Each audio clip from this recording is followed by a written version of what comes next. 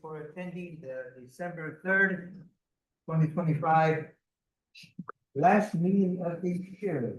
Planning Commission meeting. Thank you all for coming again.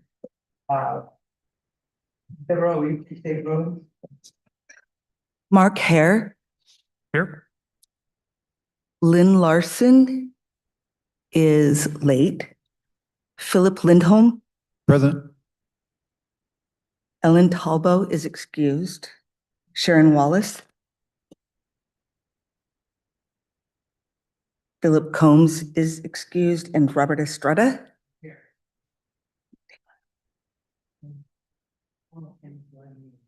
There's orders. I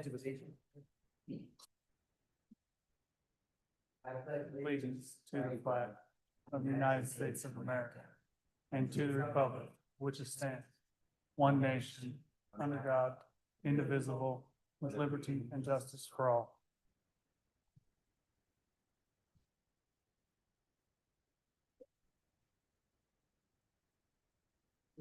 In of significance is our public hearing on alcohol production and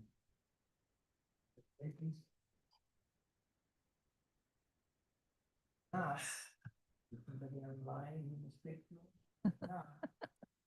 us?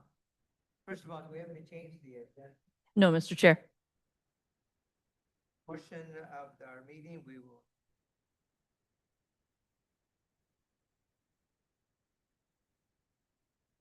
No, Mr. Chair, no one in the room and no one online.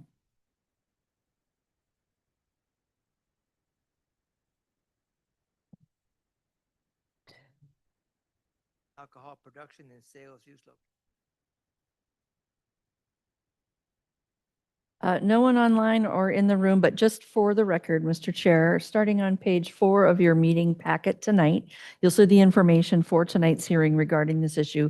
This is something the Planning Commission has had in front of it several times now, and tonight is scheduled both the public hearing and action.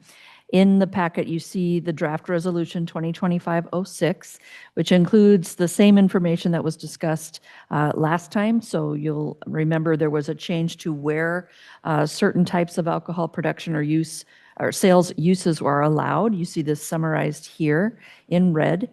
And then there's also a change to the parking standards, adding one for brewery, winery, tasting rooms, and distilleries.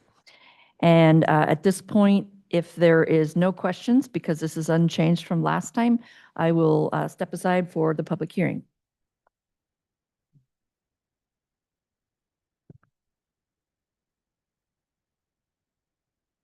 Attachment A is Resolution 2025-06.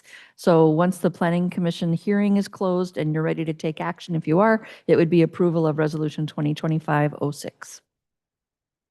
Open, do we have anyone signed up for a public hearing? No one is signed up either in person or online, Mr. Chair.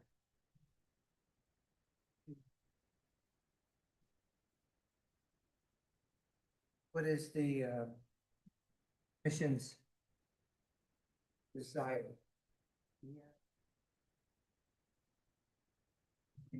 Area you like to speak to? Clarification, the last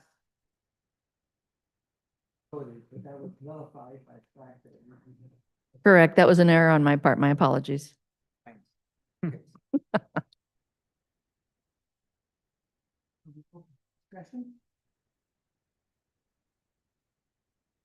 Alcohol production and sales use locations and regulations. Ms. Spear, if I may, is there any way to bring it up on the screen?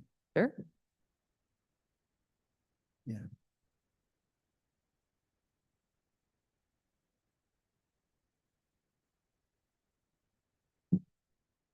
Did you need something in particular? No, just the main section. This is the summary of the changes to where things would be allowed, either as a permitted or conditional use. I'm sorry, all our screens are black. Oh, forgive me. I'm sorry. My apologies. Oh, no. I blame the chair. That's what I get for, my apologies, everybody. 1 second. Thank you.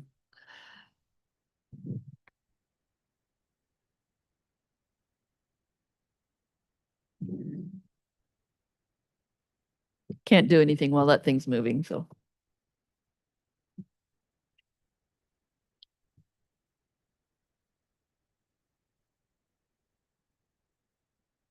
Are you able to see it now? Is it on your screen yet? Yes. Okay, okay, my apologies. Well, sorry, we see the main camera. Is it possible to see the document? Yeah.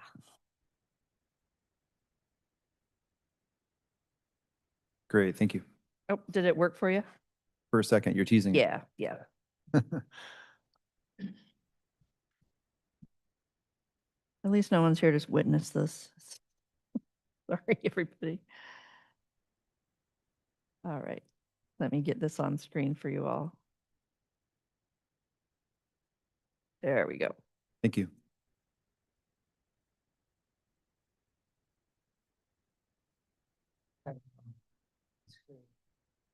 Fresh our memories.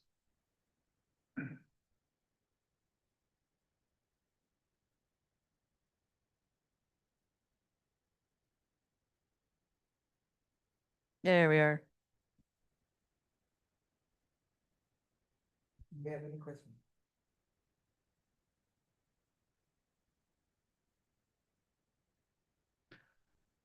I need to go back to our minutes, please. Oh, yes. Okay, so we're on, is it- questions? I only have a furthering thought, and that is that we've reasonably well demonstrated that there are a lot of commercial uses that are compatible with residential and neighborhood uses.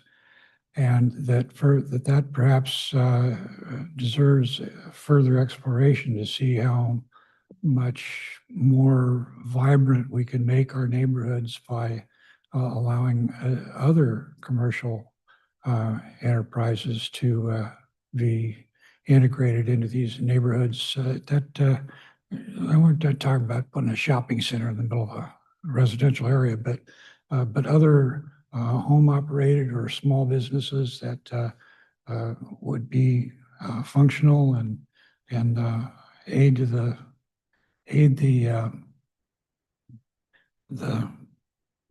the ambiance of the neighborhoods to be more vibrant. But again, in the neighborhood commercial areas. Yes. Okay. Good point. Yeah. If I may, Mr. Chair. Yeah, so I just want to say that I'll be supporting this. I really appreciate that we're changing the bar tavern from conditional to permitted in the CBD. I think that just makes sense. So I'll be supporting this. I think, like has been touched on here already this evening, we've shown that our community is changing. And with that, our vision for the community has to change and the way we view it. The fact is that the way we live life in 2025 and beyond does not look the same as we lived life in the decades prior to where we are now.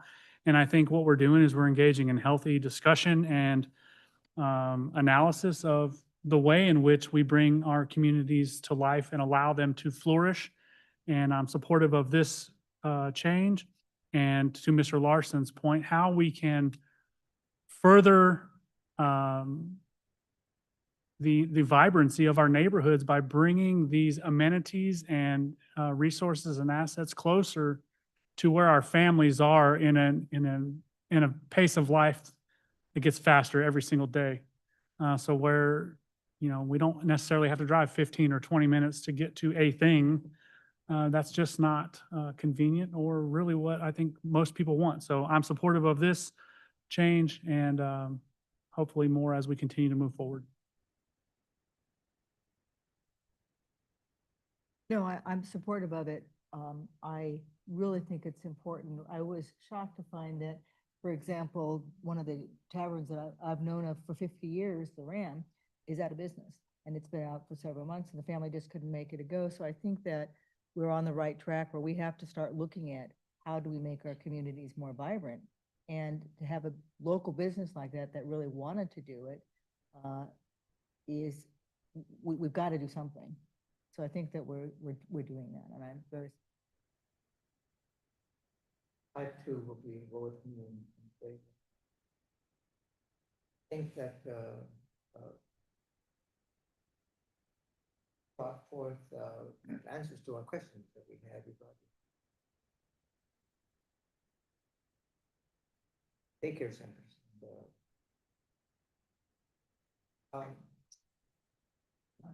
Comment, it was.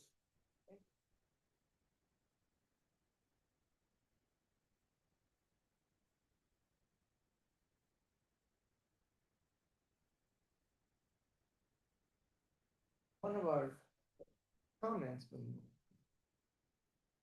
that don't forget to look at the the case she was speaking of, it was noise. Children, you're gonna get noise, but to her, it was an unintended consequence of how noisy it would be in the neighborhood. Actually, went one step further and said that 16 decibels would be the max. You know, I don't know how you probably does know. But the point is that she was looking ahead. And also, what are some unintended consequences to having a child care center out, or in this case, the bar, at least, are there? And so far, we haven't seen anything, but And just to note, if I could, Mr. Chair, that in this, as you see on the table, there are no uses proposed for R1 through R4, MR1, MR2, MF1, MF2, or MF3 for any of these types of uses. right, Commissioner, need to vote again. We'll accept the motion.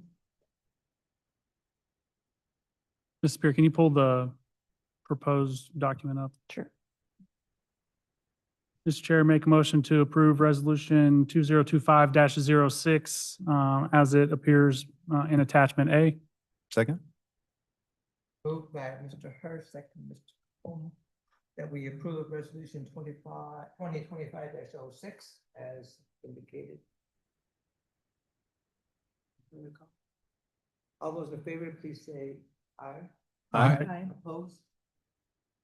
Thank you. Okay, moving on. Thank you all. Unfinished business? Yeah, if we could go back to the approval of minutes, Mr. Chair? Good point.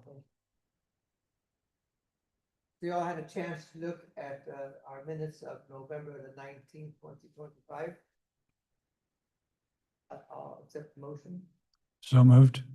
Mr. Larson moves, Second? Holmes seconds. All those in favor, please say aye. Aye. Opposed? Thank you. So part two, unfinished business, we have the continued discussion on Item 12.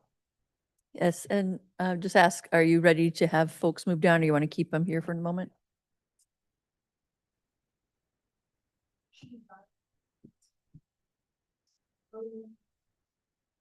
Sure.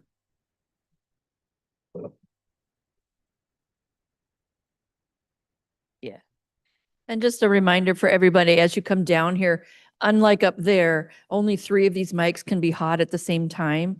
So just remember, if it starts to blink, that means there's too many people with theirs on and someone will need to turn it off.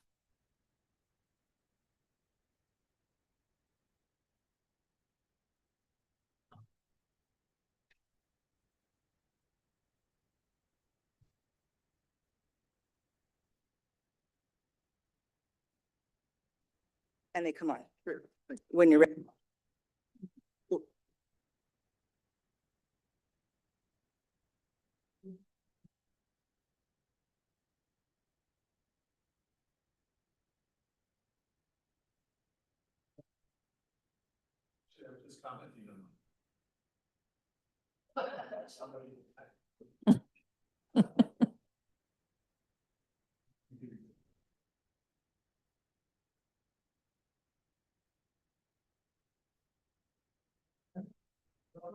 On. Thank you, Mr. Chair, Planning Commission members. Tonight is a follow-up from your October discussion as relates to the Title 12 Public Works Code, as well as Engineering Standards Manual Update. The items in your packet tonight include draft amendments to not only Title 12, or the Engineering Standards Manual, I'm going to say ESM for short, but also additional consistency edits in other titles in the Lakewood Municipal Code we're going to go over tonight. Tonight is scheduled for no action, so this is really a discussion, but as we enter the new year, we'll be scheduling public hearing to consider public testimony, but also go through the deliberation recommendation and hopefully render a perspective by this body. Here with me is again Jeffrey Meck, our department director, but also Weston Ott, our city engineer. So while I can give you the big picture, the 50,000-foot perspective, development regulations, policies, et cetera, these gentlemen sitting next to me will be able to provide those technical responses if you dig in the weeds, okay? So again, as shared before, the purpose of this update is really to modernize our engineering standards to reflect current regulatory requirements, whether that's at the federal, state, or regional and local level. This also includes incorporating best practices, especially an evaluation of our neighbors surrounding us, but also adopted city plans, whether that's the comprehensive plan or the various sub-area plans we have here. So as we dove deep into this effort, we did a consistency review. So we talked about that at the October meeting, but really focused on a number of different edits, largely in Title 12, but also the ESM. As mentioned before, you will see other chapters in the code being proposed to be updated, and those are really for internal consistency, but better organization to find relative information. So for example, one of the attachments you will see is amendments to Title 13. So a lot of the sewer connection code that was currently in Title 12, we relocated to the utilities title of the city. When it comes to amendments to Title 18A, Title 12 had certain procedures as it relates to deviations and variances, but didn't label the process in which you're supposed to go through the permitting to do that. Well, we want to clarify that for our customers and the public. So you'll see amendments for internal consistency in Title 18A we're going to go over tonight. Next slide, please. So kind of the overall schedule, this did get kicked off by seeking a consultant, Keller Associates, to help us with this technical update and awarding that contract, but really doing a deep dive of that consistency review we went over in October. So tonight, just fast forward schedule-wise, tonight is just an overview and opportunity to ask questions on the draft amendments. But as we enter the month of January, we do plan to schedule a public hearing to consider testimony. And as we enter in February and March, we will move that process to City Council at that time. Okay. I'm going to belabor this. I think we covered this already. Again, big document overview. Title 12, which is really known as the Public Works Code, has a number of different topics and areas addressing that, whether it's street and traffic management, stormwater, utilities within the public right-of-way, but also engineering and permanent processes. In Title 13 today, it only references garbage collection, but as we were looking at Title 12, it made sense. Hey, if I'm looking at utilities, what are the standards for utilities? I would go to the utility title. So we are proposing relocation of the sewer, sanitary sewer connection requirements, but there are some substantive changes to that for clarity of design and requirements. And again, the ESM, design criteria, the physical dimensions, minimum requirements and standard drawings. Okay. And just a recap of our October briefing, we did go over kind of a compliance and consistency review, comparing what county and state requirements and the stormwater requirements, for example. So I'll step back just a little bit in practice, and by our permit with the Washington State Department of Ecology, we have to implement the 2024 Stormwater Manual for Western Washington. In practice, during permit review, we do that already. But if you look at our code and our ESM, it references outdated material. So it's about being transparent about what those minimum requirements in the code so people can find that easily, as well as our staff. In addition to that, when we're taking a dive into Title 12, we notice a lot of our codes overlap different review disciplines. So while we're talking about horizontal construction or site development, when we come to public works standards or engineering, vertical construction standards, building and fire codes sometimes overlap. So we want to make sure we're clear and consistent and we're not contradicting ourselves to ease and streamline that permit review. Also, we wanted to address right of entry when it comes to code compliance violations and the appropriate procedures that have been legally defined and how we would enter a property. We want that clear and make sure our staff follow those protocols to legal bounds. And then last but not least, we wanted to update those outdated references I mentioned before. On Title 13, again, one of the substantive updates that you'll see in there is adopting Pierce County sewer standards. We are not a sewer utility within the city. Sewer permitting is with the Pierce County Sewer Utility Division. We want to make sure you have to get permits from them, meet those standards. So incorporating those by reference. But also, while we moved the mandatory connection to Title 13, we wanted to clarify as some of the language was a little vague and subject to a lot of interpretation as we apply that. And then on the ESM, removed outdated technical references, added new references, updated reference to ecology manuals, for example, and then also policies. But we're going to dive a little bit deeper as we move through the PowerPoint. Next slide. And before we're going to break this out into kind of substantive edits, housekeeping edits, and organizational to understand the different categories of what those proposed amendments may be. And then before I kind of go into the slide, again, feel free to interrupt if you have questions or ask clarifications. Yeah, I have one question if I may, which is I've heard from some residents saying, hey, look, my process with Lakewood was fine, getting my permit and things. The moment I went to Pierce County Sewer, everything fell apart. Does Lakewood have any influence or sway about the process for Lakewood residents getting a Pierce County Sewer permit? So we do and we do not. So reality, they're their own AHJ, so they own authorized jurisdiction and they can move as they're going to. But we do have permission when it comes to our building permits as to whether we choose to release a permit prior to having the sewer permit or not. There are some complications when we look at this. If it's a commercial project, the pretreatment and things of that nature that are required with commercial, they really do require us to hold because where they're placed, whether they're inside the building, outside the building, have impacts to building design. When we look at things for like residential, however, there's more room to move left and right. So we're actively talking with Pierce County Sewer right now about moving forward with the ability to release residential permits with a caveat that you will not get your final or your certificate of occupancy prior to completion of the sewer installation. I appreciate that because at that point, the homeowners or the owner is almost taking the risk on themselves. Like, look, I might not get this permit in the end, but I'm going to spend the money and the time and all things in the meantime. It is true, though, that Lakewood has a contract with Pierce County Sewer and they're basically a subcontractor. Could you look at it that way? Yeah, we could look at it that way. So we could change the terms of that agreement, say, hey, look, you can do whatever you want for everyone else, but for our people, we want this or that. So the reality, we don't truly have a contract with them in terms of like an ILA. Okay. That has standards. If you looked at UP, they have an ILA and in their ILA, it says.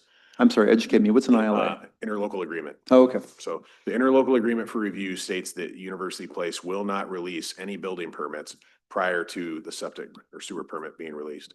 We don't have that. We have a working relationship and we've made it clear we're not satisfied with where we're at. We understand sometimes at the same time people come in for the permit, they apply for our permit, you tell them very first thing, the first words out of our mouth every time are, you need to go apply with Pierce County Sewer, like now. Sometimes people don't. Because that's a very hard process. Because of That's the what I'm timeline, saying. yeah. So could we have an ILA that says the process for Lakewood residents would or could look like this? And they can say no, but we could ask, right? So we're having the conversation with that now, and that conversation really is going to be, we're looking to move to issue our residential permits. The ability to move or change the process or move to the front of the line, we can have the conversation, but that, I'll be honest, that is not a reality with the size of the jurisdiction and the number of residents that they have and the services they provide. Does Pierce County do pre-meetings with folks who are trying to figure out if their project is viable? Yeah, they have the ability for pre-meetings. They definitely do. Have the ability, do they do it in a regular No, way They or? actively have permit Okay. meetings, yeah.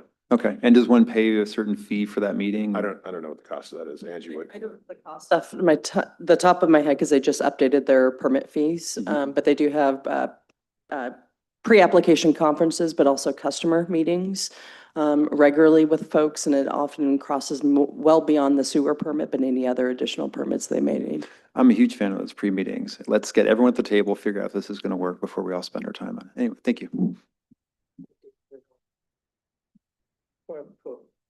I know you said We should, in fact, if we wanted to, but I don't want to be jumping the gun onto areas that you haven't got to yet. And although we did briefly on permitting, we spoke about that, but we really didn't get into the permitting portion of your presentation. Is that correct? A little bit, a lot of Okay. it, what we're going over relates to all permits, whether engineer, design, or not. Didn't want to spoil it all, shall we say, Mr. Larson. This was a daunting document to attempt to read. And I found it far over my head.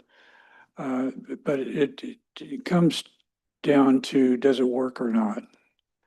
And I think that if we have a questionnaire that that the users of the document and regulations and the standards, some of which are given to us. We can't do anything about the states, what they lord down on us, but those that are discretionary on our part, that they fit within what works for the community and for the builders and the people who improve the community, that we have some kind of a feedback mechanism constantly employed so that we come back and visit in 3 or 6 months, say, what have the challenges been? So that we know whether it's really working or not. I think that's the real test. And so I'd like to see if there's some process or available to us to accommodate measurement of the standards. Is there? I currently know in terms of regular update, I think one of the reasons why we're here is that the code hasn't been updated since 2009. The ESM specifically was updated in 2021, but it was a light refresh. So we're doing a much more comprehensive update. To your comment, sir, I don't disagree with you. That goes to any development regulation and any code that we look at. We often need to review and update those and have that time. I think part of the Planning Commission work plan that's adopted every year, that's a great opportunity to make sure that's an item that's up every 3 or 5 years, to make sure there is a conversation as those are typical other topics you may cover, like the plan action EIS in downtown. Is that working as envisioned? Does that incorporate then that there would be a questionnaire as to how does this work for you, essentially, by the people that are impacted or bound by the standards and the regulations that are before us here? Are you referring to like doing public outreach and survey? No, actual questionnaire so that the feedback actually occurs in a written manner and in a progressive manner, rather than just putting eyewash on it and saying, yes, we have a process.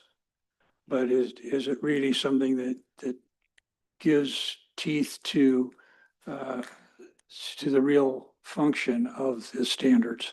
That's what I'm really wanting, not whether we have a bureaucratic answer, but whether we have a functional answer. No, it's a functional answer for you when we're looking at previous jurisdictions. And when I looked at it right now, we're doing a new permitting system, as everyone's aware, that requires everyone to submit their email. So the past, when we've done this, we've sent out surveys to previous users of the system and said, hey, we need input on these areas. And we've done questionnaires or survey monkeys, things of that nature, to our experienced users who've had it.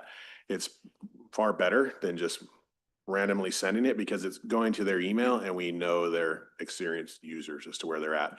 So that would be our forward plan when we look at it, because we typically try to do that anyhow for outreach for, hey, this is a change that's coming. So we try to notify people that way. At the same time, when we're going forward and getting ready to look at the changes and where we're at, we do ask. The one thing I would say is asking it 6 months probably wouldn't be that we would ask it 6 months. We'd probably go a year and then ask, because it would be a refresh for us to make any changes. So there would have to be the work plan that it was laid out by city council for us to actually take action. But we do actively seek feedback, or that will be one of our new processes, because now we have everybody's email address. There's not an option to not have an email address for us to reach you. One thing that I meant to say right at the very beginning is it's really clear that there's been one bunch of work that staff has gone through to bring all these things to the fore. And we certainly recognize and respect all the time, and all the double checking that have already gone through to stuff, and how you polish these things before you even bring it. So, that's certainly, we appreciate that. Mr. Remick, are you saying that you in fact have a feedback program in place now through emails? So we already have the ability to go ahead, because we have emails, we would look at using something more along the lines of any of our feeding or polling systems that we have. They do exist. We've used them at times to go ahead and display and share information. This would be a shift in us reaching out to ask for feedback. Like, we have the ability to reach out. I don't know that we've asked for feedback all the time, other than when we're doing a survey, things associated, and Ms. Spears, speak if I'm wrong, but There hasn't been certainly the type of specific request you've mentioned, Commissioner Larson, but it's possible, again, technologically. And then there's always the opportunity to just physically invite people to come to a type of a session like this with the commission to talk about it in person as well. So either way, whichever people prefer to share information. yeah. And the other avenue that we've looked at is we do have people that are routine developers. We look at pulling them together probably once, twice a year. We would like to kind of meet and see where we're at, what we're hearing about, because we don't always hear what the issues are. So we actively have to poll people to find out. Some people are busy and working. I understand that 100%. They got something they want to do. They're like, I don't have time to send the email. I'm just going to go ahead and wait it out, or I'm doing this to move the project forward. But if we don't know about the issues or the gaps and the stops, or we don't know how to systematically change it to eliminate those, right? So systems view is a big thing in what we look at, as to how does the system work and tie together, not individual. Because if I don't fix the system, then it's just going to happen again and again. Mr. Herr? You good? Mr. Lindholm, one more time? If I may ask, what feedback have you received on the permitting system, the new permitting system? Well, I'll be honest. Most people, when they first saw it, I hate this. I know PALs. But I akin that to like being an iPhone user and then going to a Samsung. You're like, I don't know what to do with this.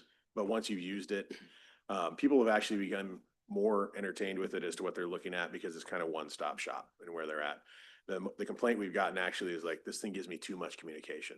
So like, if you happen to be an architect that's using one person to process all your permits, they're getting 30 emails because all of the permits are alerting them like, hey, you've had a status change. Hey, you have a comment. Hey, this is ready to approve, and to where we're at. So it's a learning curve.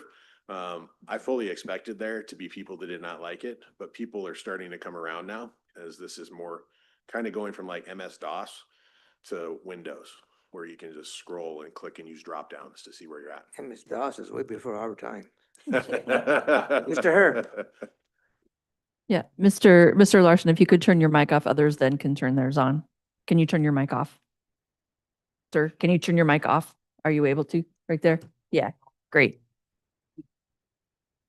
Thank you, Mr. Chair. Okay. Mr. Remack, since we're talking about the permitting process and the new system, prior to this new system going live and kind of driving that change, there was a rather large backlog, if you will, a lot of frustration pent up in the system.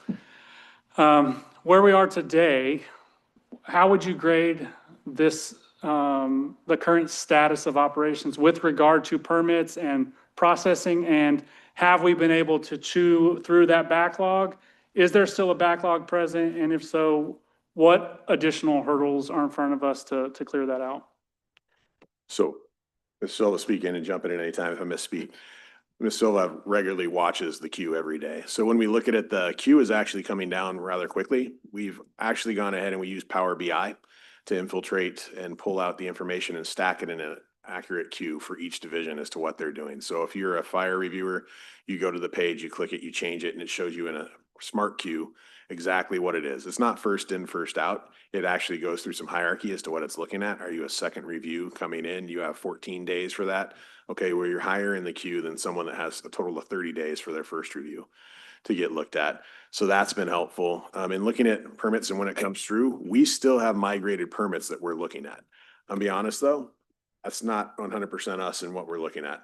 People on average take about 2 years to complete a project.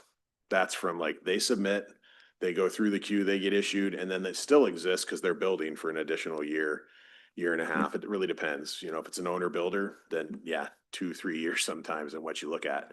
But if it's a professional builder, they'll go ahead and they'll be done in 6 months, as to where they're moving through. So we're actively seeing the backlog chewed down and going from under review to issued permits. But some of those also at the same time we have because we return the comment and then we don't hear from somebody for 5 months, 6 months. It just depends on who it is and the specific position. But the number of migrated permits that are left, I'll let Angie speak to that. I think we have about 2,200 permits in some active status in the system as of this morning. Related to that, probably migrated is probably maybe 30%, 40% of that overall total. And speaking to what Jeff was mentioning about new permit systems and the frustrations, we anticipated that. But also as part of that migration from a 20-year-old PALS Plus system, which by the way, Pierce County is actively evaluating getting out of that system as well. So that's not going to be around forever.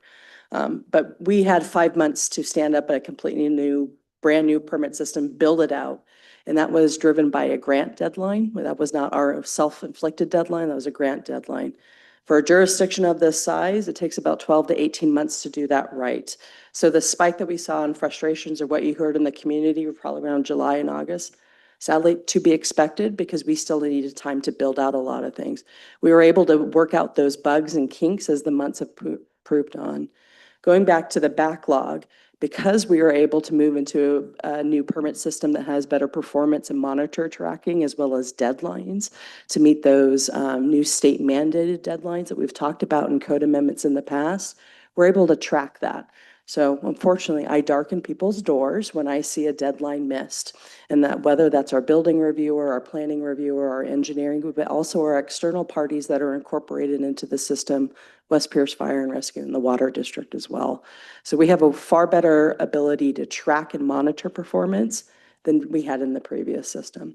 And we'll see actually on Monday, we have a council briefing on 5290 timelines. And we took a snapshot in 2024. Old system. Where were we at those timelines, even though they weren't in effect? Across the board, we were not doing that great in many different application types. And then do a snapshot after some process improvements. One of that was the permit system launched this year. And where we are between Q1 and Q3. You will see vast improvements in our approval timelines. Are there some areas we still need to work on? Absolutely. Process improvement is a constant effort and never stops. But you will see improvements to those timelines. But that system, that foundation of tech was instrumental for us to start moving in that forward progression.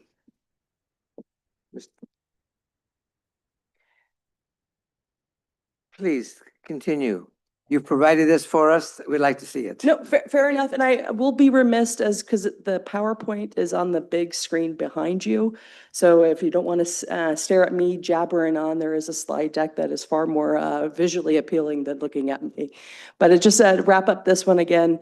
We're doing housekeeping, substantive as well as reorganizational edits. On the last topic on this slide for the ESM, again, we mentioned this before, removing outdated references, adding new current references, but also making sure that we have the appropriate standards from the Ecology's stormwater standards of today. So now we'll get into the Title 12 updates on substantive changes. Really kind of 4 basic categories on that as it relates to stormwater. I'm going to move left to right on the screen. Kind of stormwater really clarifies existing requirements today, not new requirements, current requirements. The 3 tiers of drainage review, whether that is a simplified drainage review that doesn't require engineers to do that, or versus requires a civil engineer to provide those plans. In addition to that, one area that was highlighted as a topic that was not clear in our design manual and the stormwater code, et cetera, was about trash enclosures and how to appropriately address runoff from that. As in here, because Pierce County is a sewer utility, you can't directly connect that trash enclosure runoff to the sewer utility. So we have to make sure we appropriately treat that stormwater before it's discharged. On the site development side, again, we wanted to clarify driveway access gates and emergency vehicle access. This also has an interplay with building and fire code standards. So we want to make sure we're all on the same page and we're not asking applicants 3 different standards that may conflict with each other, for example. Lastly, also, we had updated our geotechnical requirements. Geotech reports are required in the building code, but also in engineering. So we wanted to make sure we're in alignment, we're not confusing and making people prepare two different reports, which has dual purposes. We also aligned our floodplain regulations that are found in the zoning code and our Title 14 environmental code as well to make sure we're consistent with each other. As it relates to right-of-way use, we clarified our current practice for utility permits, whether they're annual or single right-of-way or oversized load. In addition to, we wanted to address a new hot topic then in the community that we're seeing through franchise agreements as it relates to broadband access and trenchless road crossings. On the topic of traffic impacts, we wanted to recognize the level of service standards that are adopted in the transportation element of the comprehensive plan. In addition to that, we wanted to also incorporate and codify our downtown traffic and mitigation fee that's already a policy. It's already an adopted standard in the Plan Action EIS, but that's a policy. It's not available online, so we wanted to make sure that was transparent and available. Please note, a traffic mitigation fee, or TMF for short, is not a traditional impact fee you see in other communities that have different state statute requirements. This is specifically related to SEPA and environmental review and tied directly to the Plan Action EIS. So a lot of the content you see in that new chapter in Title 12 related to the TMF is following that Plan Action EIS. So any big changes to that may trigger a Plan Action EIS amendment. So keep that in mind as we're going through that. Say that one more time, the difference between the two. What you see traditionally in communities are impact fees, whether for roads, schools, as well as parks. Here in Lakewood, we do not have impact fees. However, in the downtown area, as part of the adopted Plan Action environmental impact statement, there is a policy to recoup costs for private development impacts to the transportation network. It outlines how many dollars are needed for capital improvements to our roadway infrastructure in downtown. Here's the cost per trip on those impacts and what the public, the city would pay versus the private development. That is set forward in the Plan Action Ordinance that was adopted at that time, I think circa 2019. What this incorporates is those policies and those standards and codes, so it's easily found by everybody. Many of the things that we'll talk about as we're moving through are a result of like years of continued growth and maybe not having the ability to do a full reset in where we're at. I came obviously in 2024, so March 2024, and they said, we have a TMF. I said, cool, where is it in code? It's not in code. Well, where is it? Well, it's an ordinance. I'm like, well, where's the ordinance? I said, well, it's an ordinance with a policy. I said, okay, well, I know what I'm doing and I'm having difficulty finding it. So how does anybody else who's developing find this? And there was a lot of heat that came from in terms of trying to talk about the TMF. So this is really putting it out front so that people see it right in the code, that it stands right there as you're moving through. Are you in the CBD? Yes. Are you going to create additional trips over the background of what already exists on the site? Yes. All right. You need to pay, I think it's $2,100 per PM trip for that mitigation. So people know right away when they're looking to develop, this will be an issue and where I'm at, versus we come in for design review. Design review looks at it and says, oh, you're going to generate an additional 50 trips. So we'll need $100,000 from you. And you're like, what? Like, I didn't prep for that. So what we're focusing on is front loading people to be able to understand what they're doing as they're coming through the system and not make it a secret. I don't like secrets, right? People should be able to read the code, understand, maybe not clarifying questions, but they see the path to get from A to Z and what they're trying to do. So that is really what we're focused on in this refresh. Thank you. And as we enter into kind of the Title 13 clarifications, again, just to recap, relocating the sewer mandatory connection language in Title 12 to the utilities Title 13, clarifying what is required within a 10-year period for connection to public sewer if it's available, what that availability charge after a 90-day notice from the city, so clarifying that as well. Also, just hold on, the couple more topics here. Identifying immediate connection to the septic if it fails, if a sewer is within proximity of that. and the timelines related. Also substantively, we updated Title 13 to incorporate Pierce County Code design standards and requirements there, as well as clarified language as it relates to the availability charge already in code today. Next slide, please. For the ESM kind of substantive, we covered this quite a bit, but including and updating all reference to the stormwater standards, to current ecology standards, so we're not always going in there every time when they update a manual. Clarifying and relocating outdated code level design specifications into the ESM. The right-of-way use, including detailed design requirements when it comes to trenching, utility coordination, and clarifying the different types of right-of-way classifications and permits. On the traffic impacts, clarifying when traffic studies are required and the content of that and the triggers related to that. So again, just being very clear about those standards. Next slide, please. So kind of a recap, old structure. The big thing you're going to see, which I agree with you, sir, it's very voluminous and a lot of information in that packet. Old structure, clearly separating in the code LMC, that's process, procedure. In the ESM, that's where you're going to the design requirements. So separating that two. Before, they're all intermingled. I'll find design and procedures in the ESM, but I also find it in Title 12 as well. So really separating and clearly distinguishing that.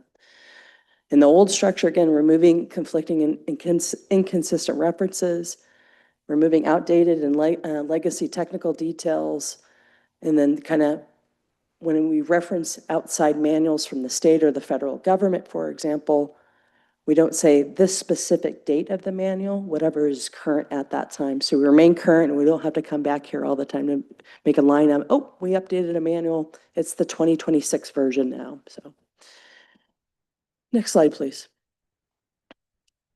We covered this quite a bit, so we'll move through this quickly. The ESM, the intent of this kind of major reorg is to make sure the ESM represents the design standards with the code, the technical procedural aspects of that. Whether that's, and that is intended for more consistent reviews, but also aligning and adopting those manuals in the ESM as well. Next slide, please. And on the Title 18 consistency updates, this was highlighted as we're making amendments. When it comes to engineering deviations and variances, it's in code right now, but it doesn't detail the process for that. So we wanted to be very clear and have the landing page for all of our permit procedures in 18A20 to clarify what is the appropriate process and decision authority of that, as well as the avenue in which to appeal if one disagrees with it. These updates also include 2026 fee schedule updates that have already been adopted by council as it relates to pavement degradation. This is related to kind of right-of-way work. When you're digging up the right-of-way, we have certain fees based on when that right-of-way was last updated through a capital project, for example, and as well as moratorium costs. Next slide, please. With that, that was a whole bunch of garbly-goop from me. Happy to answer any questions folks have. I think we have some down in the weeds type of questions, okay? No one? Okay, I will then. Okay. Chapter 12.04. Permitting. Why, I couldn't find anything having to do with tree permitting. Did you say tree permit, sir? Yes, is that not covered in 12? No, tree permits are covered in 18A70, the zoning ordinance. A7. It also, if it's related to Gary Oaks, Gary Oak protections are also located in Title 14, which is our environmental and critical area standard as well. Okay, chapter 12.06.70, cluster style mailboxes. The way question actually. So Nyanza street improvement.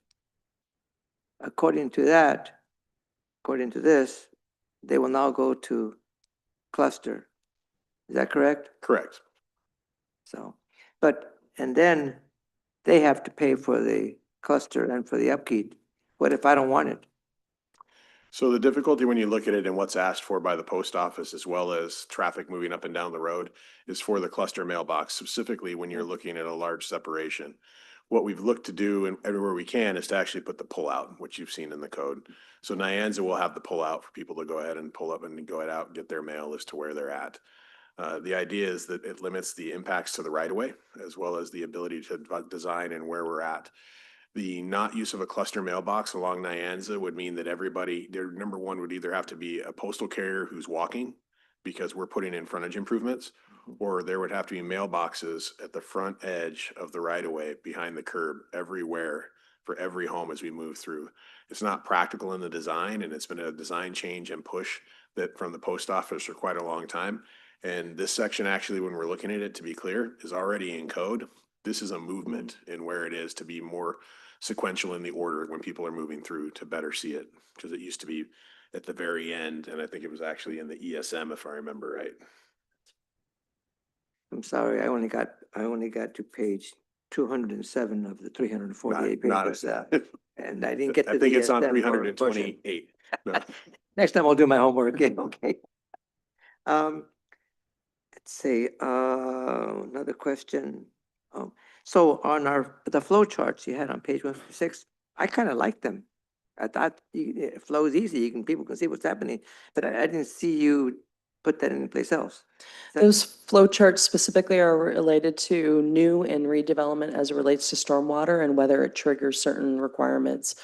Those flow charts were outdated in the current code.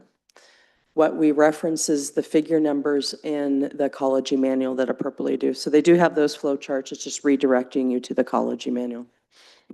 So City of Lakewood does not have a standalone stormwater manual. Some jurisdictions like Pierce County, Kitsap County, they have their own manual.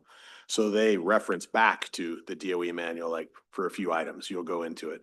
We don't do that. So when we were looking at in the flow charts you're looking at, that was me creating an active reason to have to check the DOE manual every time they updated it for what figures changed, what references changed, what occurred here. Rather than doing that, because it's already the reference you have to go to for all the design implications of what you're going to do, we eliminated the chart and said, go to this figure in the DOE manual, because it will always be accurate as to what we're doing and moving forward. Mr. Herr? Mr. Remak, question just about applying changes like this. Obviously, lots of projects going on at any given time. This update last happened, I think you said 2009. As we implement these changes and as we look ahead to the future, it comes to mind, what happens to projects that are in flux as we're executing this guidance? Do they fall under old guidance and they get grandfathered in, if you will, or do they have to immediately comply with this new guidance? How does that work? So they'll vest to the code that they submitted at. When they were considered complete, they will be vested to that. Now, I say that with a caveat. Stormwater is unique in that they went ahead and had a court case probably 7 years ago now, as to if you can vest to stormwater, but you must start, building the stormwater system. I think it's like 7 years or 5 years. Within 5 years of approval, you have to start building it. You cannot have a plat that is sitting with its stormwater instructed and then come in at the 6 years from now and be like, oh, I'm going to install it now. Like, no, now you have to meet the new standard that's in place. But for the most part, anyone who's coming in and they're going to build within the next 3 years, there's no issue, right? They're going to come in, they'll be vested to the code at the time they submitted and had a complete application. And the timeline that Mr. Remak mentioned, that's related to the ecology permit that we're all required as a municipality to get from ecology. So it's the duration of that permit, and that was the court case that he mentioned. Mr. Wallace? Dr. Wallace? Yeah, I got about to page 240 and then I started to lose it. Thank you very much. And so I started looking at the electrical, some of the road standards and in the manual, and that was quite a technical feat. I want to thank you very much for that, but some of the questions I had were, made references to the Washington State Department of Transportation, and I was having a lot of trouble figuring out what our standards really were for roads, for driveway placement, for the angle of inclination, I don't know what you call them, the way you do the edges of the roads so that people don't fall off and have a truck fall over like, we saw the Amazon truck do. and things like that. So where do we look for those things? Because it was very unclear to me which standard we follow. Is Washington State got some strands here, there's standards over here. It was very hard to follow. So with Washington State Department of Transportation, their standards, they're vetted, reviewed, to meet requirements for ADA. It's also what we meet with our grant funded projects is meeting those standards. So what we tried to do where we can is reference those standards that already exist because they are vetted and reviewed and the requirements, similar to what we were talking about earlier with stormwater. And then we make very minor changes for things that maybe are unique to City of Lakewood that we want to see in the standards. So I hope that answers your question. We can always go to a specific page if there's something I missed. But Weston, on those WashDOT standards, or when we incorporate like Pierce County, for example, those are available on their websites. And we try to hyperlink that to our page when you go to, for example, when you want to try to find the ESM on today. You can find the ESM on our permitting page, and then it lists a whole bunch of different design figures specific to Lakewood, but also other standards that we incorporate in engineering review.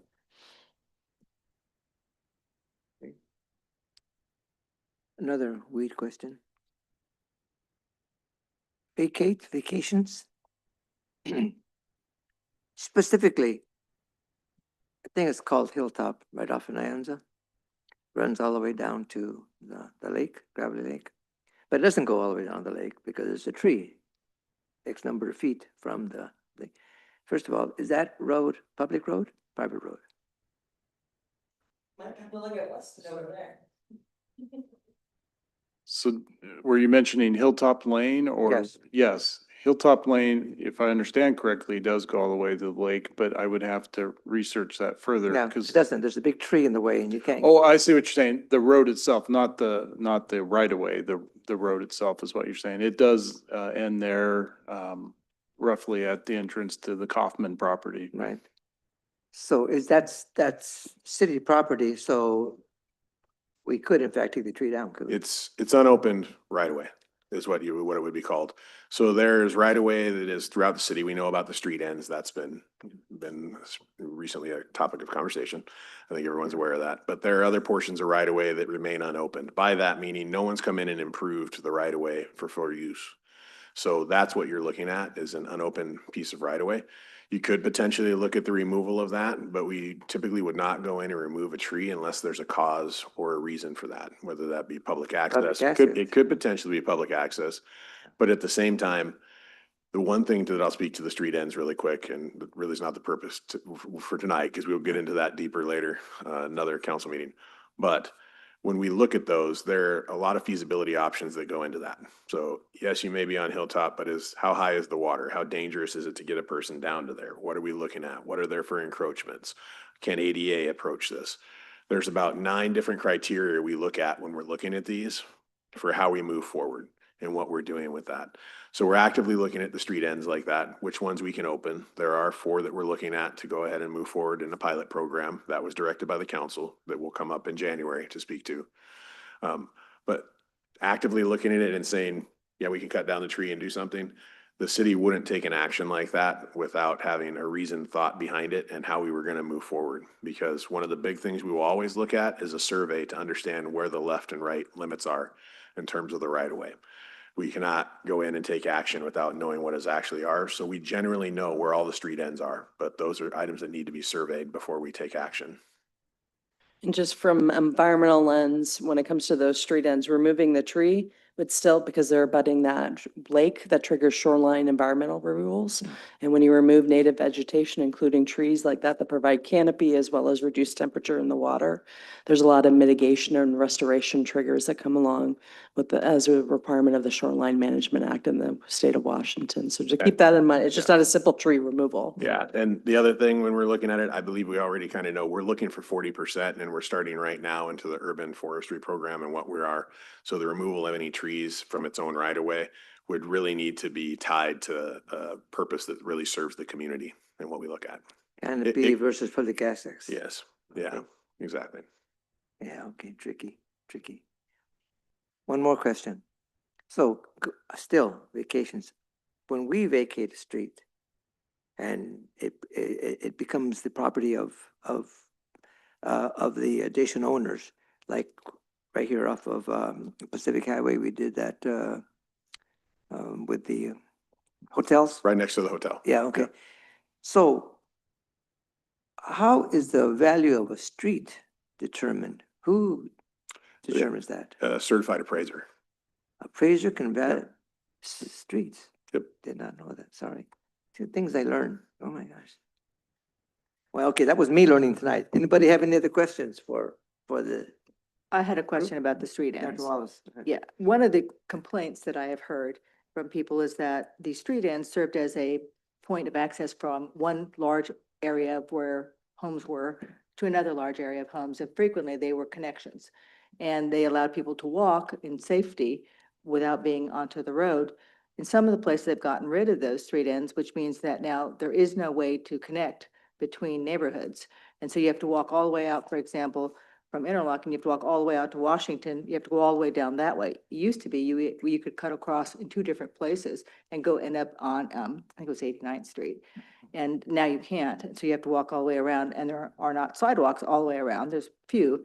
And so it has, yeah, those few homeowners got a little bit bigger of a backyard. That really wasn't the issue that bothered people, and they said, well, you couldn't make a road. Well, there was no need for a road, people wanted to be able to walk there.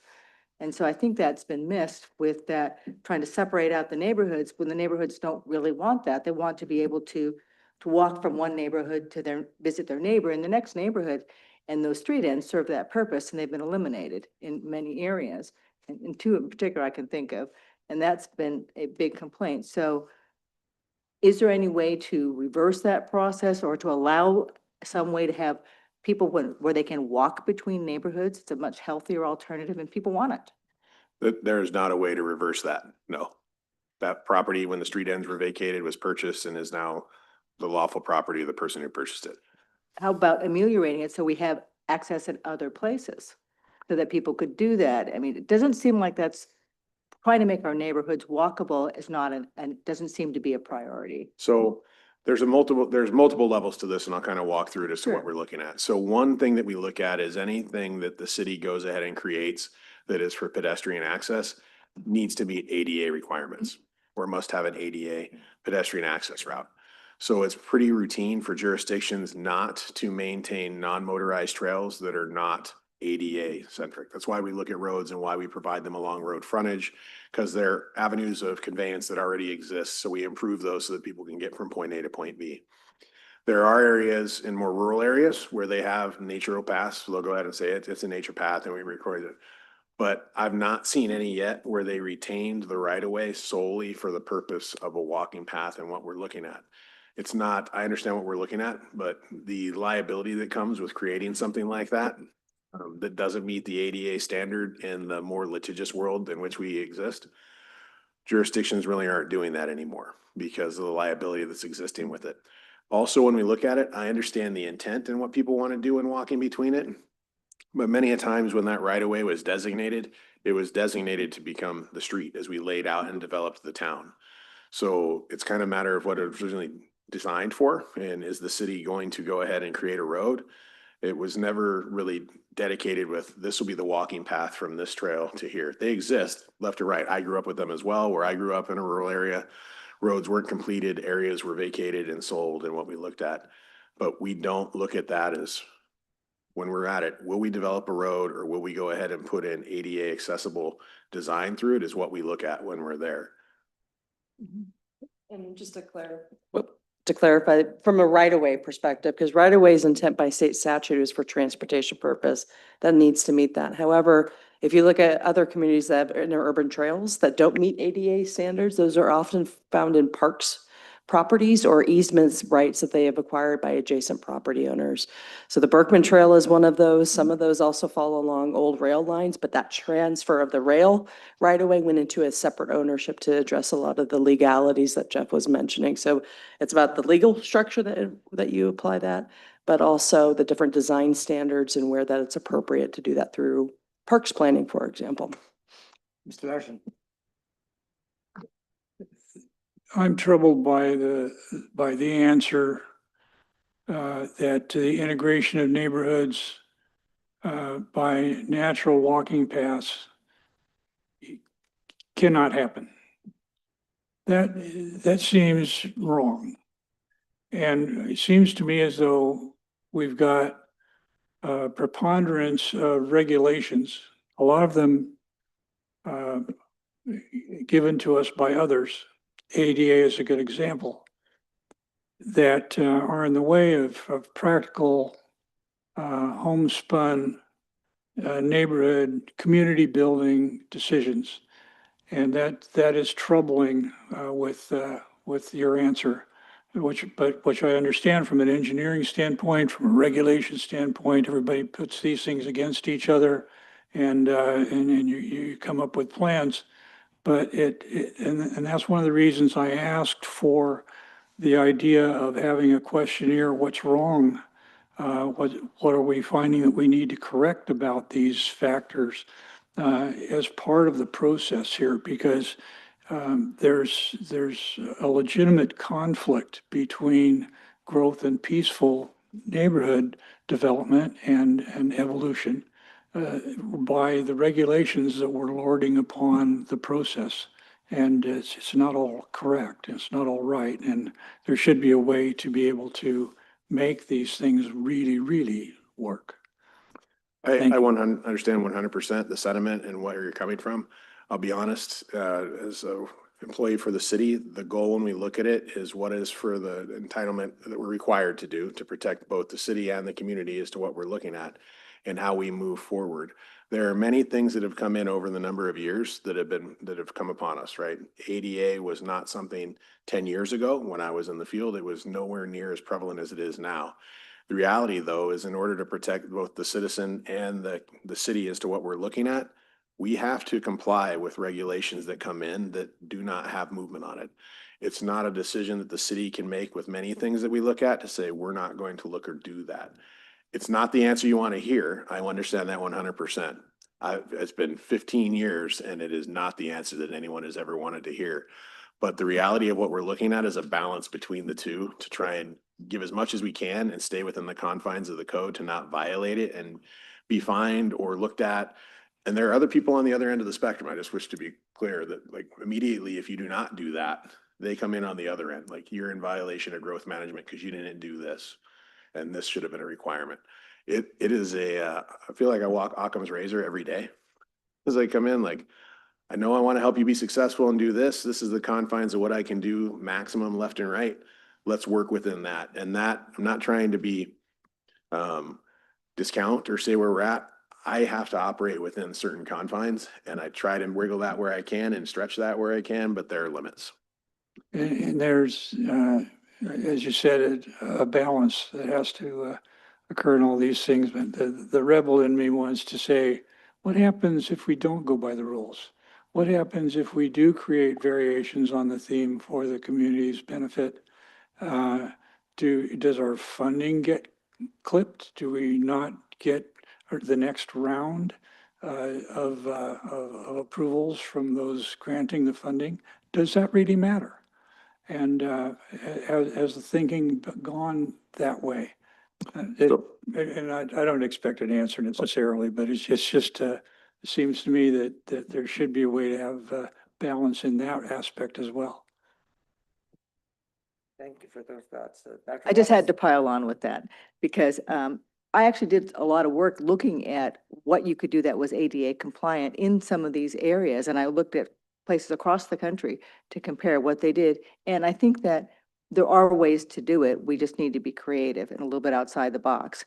And because there are all kinds of surfaces that you can use, that bicycles can go on, that wheelchairs can go on, that will meet all those needs. And they're even pervious. And they're not just impervious surfaces, but they're still ADA compliant and they would fit in those spaces. And I actually looked at some and I got an engineer that I know to look at them and say, what will this meet this? Can you do? I was like, oh yeah, you could do this. You have to do, I won't get into the specifics of how much dirt and how much gravel and stuff. But he said, this is how you do it. And it'll be, this thick and it'll be perfectly compliant. And you can do it right there and it won't bother the tree because it'll be pervious and it'll flow right through it. And so I think that it really can be done. We just need to be thoughtful about it in certain areas and really look at doing that because it's a huge complaint from people that I get. So thank you. Nope, I appreciate that. There are methods to do some of the various things we're looking at. To be honest, there is resource in what we have and where we focus it and how we move forward. I understand it 100%. I put one in Kitsap. It's 10-foot wide, multimodal. It's not pavement. It is compacted service. It meets ADA. But I'll be honest, it was very expensive to install for what we look at for a trail.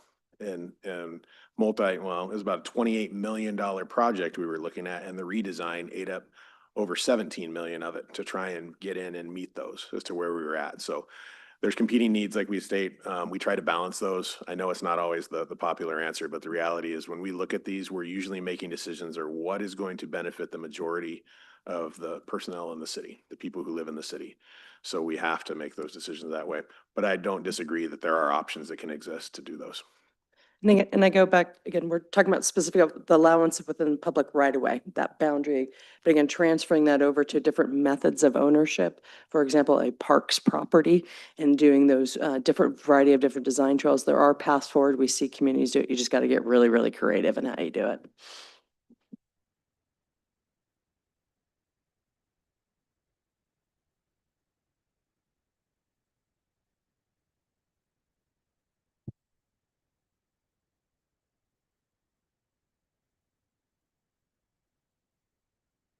We will remember the city engineer at our next time.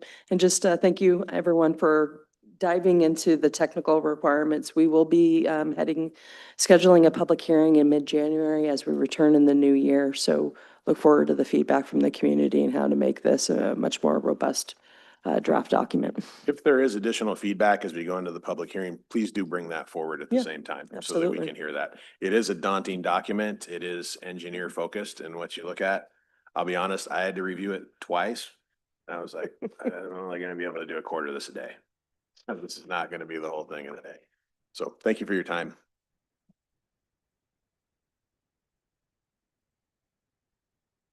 Mr. Chair, could you activate your mic? Thanks.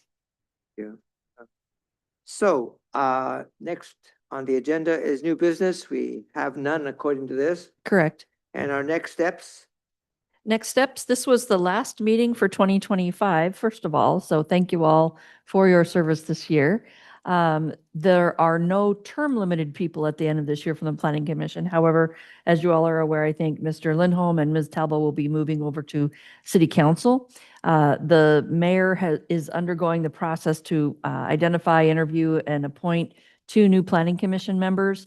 They will be discussed, I think, on December 15th at the City Council. So if you want to tune in and find out who those folks will be, I think that's when the names will be made public. And then they will be joining you at your first meeting in January. On that meeting also will be the election of the 2026 chair and vice chair. So if you're interested in that and you're going to be here next year, kind of think about that. And then that process will happen early on in the first meeting of the year.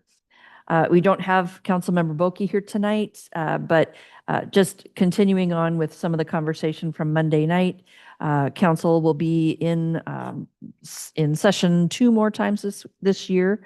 Their last night will be the 15th of December, and their budget process is done. The remainder of the year will be some additional discussion about childcare locations. So that public hearing was held 2 days ago. They'll take action on the 15th once again. And then the other thing that's happening on the 15th of December is just a status update for council on our natural environment and climate change program, which you've heard about a couple of times this year.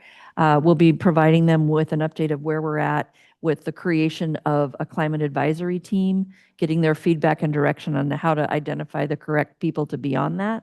And that group will start meeting probably at the end of January in 26. So other than that, Mr. Chair, back to you.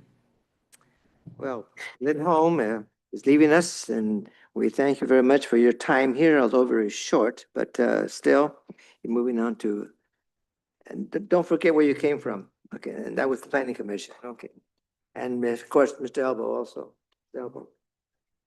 And if anyone has anything else? If I could just say one thing, I'm just really thankful for my time here. If I could stay on both, I absolutely would.